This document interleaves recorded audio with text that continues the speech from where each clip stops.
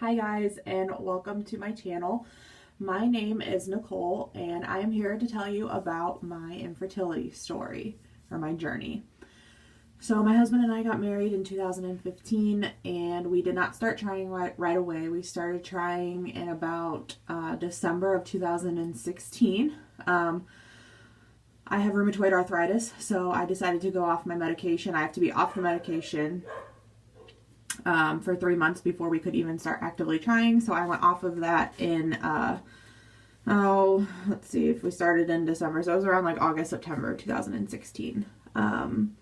So that's when I went off my medication. We just started trying, and I was one of those people who was like, yeah, it's going to happen right away. Even though I kind of knew in the back of my mind, like my doctors had always told me that because I have an autoimmune disease, you could have trouble. And I was just like, no, that won't happen to me. So we tried and tried and tried, and June of that next year of 2017 rolled around, and I decided to go to my OB to tell her, you know, we'd been trying. I know it hasn't been a year, but is there anything we could do?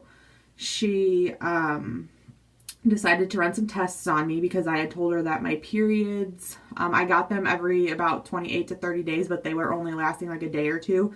I didn't even have to wear like a tampon or anything. I just wore like a panty liner, and that's all I had to wear. They were so light, and she didn't think that that was right. So she did some tests, and lo and behold, I have PCOS. But I have a very mild case of it. So I got put on metformin, and I tried that, and it was terrible. I did not react well to it at all. And September rolled around, I went back and saw her, and she decided to prescribe me Clomid. So I did Clomid in October, November, and December, all failed attempts. So I decided I wanted to take a break for a month or two because I was like, this is not working. And I decided to actually make an appointment with the nurse practitioner in my OB's office because she specialized in hormone issues. So I made that appointment, but I couldn't get in until April. So I was like, we'll just take a couple months off. But I asked my doctor if I could try being on progesterone because I noticed that every time I did my 7 DPO labs after ovulation, that my numbers were like, they say that I ovulated, but my numbers were only like a 6, 7. And I was like, that's really low for progesterone. So I decided to try that. And she let me. January was a fail. Nothing happened. February, I actually conceived. I was so happy. I took a test in March. I was only 8 DPO. And I found out I was pregnant. Like, I even got it on the digital. Like, it was amazing. But the whole time, I just had this very uneasy feeling. And I was like, I'm going to miscarry. I know it. And I don't know why I felt that. I don't know if it's because it took so long to actually conceive. I was just terrified. So long story short, I did end up miscarrying in April. I was 7.5, almost 8 weeks. And I had a very traumatic experience. I can make a whole nother video about that if you want, but yeah, I ended up miscarrying. So we took the entire summer off, but I did end up seeing my new doctor in April, and she decided that she was going to run a hormone panel on me. And I didn't think that was going to be done until like the fall. But I ended up actually being able to get it done in July. It's August right now. So I ended up being able to do that early. And luckily, everything pretty much came back normal. I do have PCOS.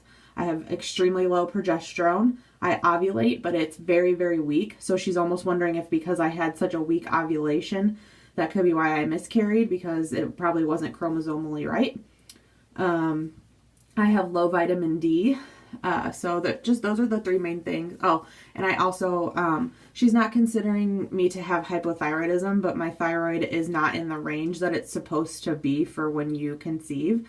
My doctor likes it like around 2.5, and mine was almost a 4. So I'm on thyroid medication. I'm on Synthroid 25 milligrams, I think, daily.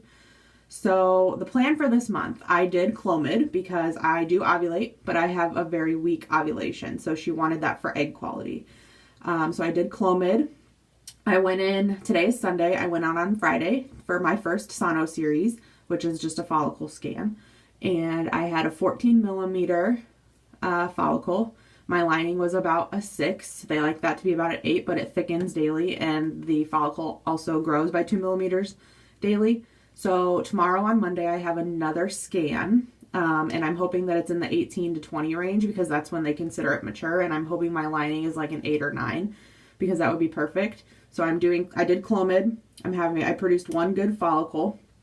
And then starting 3 days past ovulation, I will start progesterone. And I will take that until 12 days past ovulation, and then I'll stop it.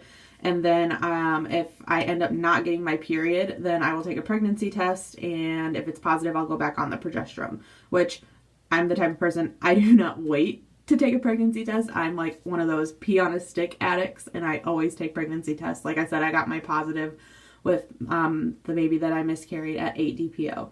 So that is the plan for this cycle. I'm honestly like trying not to get my hopes up, but I'm not expecting it to happen right away. I hope it does, but if it doesn't, you know, hopefully nothing is seriously wrong with me. And I know that even if you do have mild PCOS, it's still hard to conceive. But I got pregnant once, so I'm fairly confident that I hope it'll happen again.